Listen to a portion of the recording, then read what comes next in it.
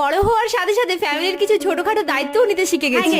আমি প্রিয়া। তো বেসিক্যালি আমার দাদার ছেলে মানে আমার ভাইপোর জন্মদিনে পুরো ডেকোরেশনের দায়িত্বটা আমার উপর দেওয়া হয়েছিল। আর এই না কথাটা আমার মুখ থেকে শোনা খুবই কঠিন, একটা সাহস নিয়ে চেষ্টা তো করে দেখি। যেমন সাহস নিয়ে ডেকোরেশনটা করেছি ঠিক তেমনই সাহস নিয়ে বসে পড়লাম উনুন ধারে পাঁপড় ভাজতে। শুধু পাঁপড় না, লুচিও ভেজেছি অনেক। আর পুরো পাঁপড়টা কিন্তু আমি একা নিজেই ভেজেছি, দেখতেই পাচ্ছ তোমরা পাঁপড় কত পাঁপড়। তারপর ফাইনালি শুরু হয়ে গেল আশীর্বাদ পর্ব, যেখানে আমার মা আর কাকিমা আশীর্বাদ করছিল আর মা আশীর্বাদ হিসেবে দিয়ে দিয়েছিল একটা গ্যাস লাইট। সিরিয়াসলি ভেবে নিয়েছিল যে ওটা ওর গিফট, এই বলে সে সেটা নিচে রেখে দিয়েছিল ওর টাকা রাখার জায়গা। অ্যাটলিস্ট বার্থডে যেটা মেন পর্ব থাকে কেক কাটিং, সেটাও কেটে প্রথমে বাবা মা মানে আমার দাদা বৌদিকে খাইয়ে দিচ্ছিল। সব থেকে কষ্টের দায়িত্বভার হচ্ছে এই দেওয়া থাওয়ার পর্ব। ভাগ্যিস প্রত্যেকটা আইটেম অনেকটা বেশি করেই বানানো হয়েছিল, কারণ আমার যা দেওয়া থাওয়ার মানে প্রত্যেকজনের পাতে তাদের চাহিদা থেকেও আমি বেশি দিচ্ছি, তারা না করছে আমি জোর করে দিচ্ছি। আজকের এই পর্যন্ত, আসছি নেক্সট ভিডিওতে।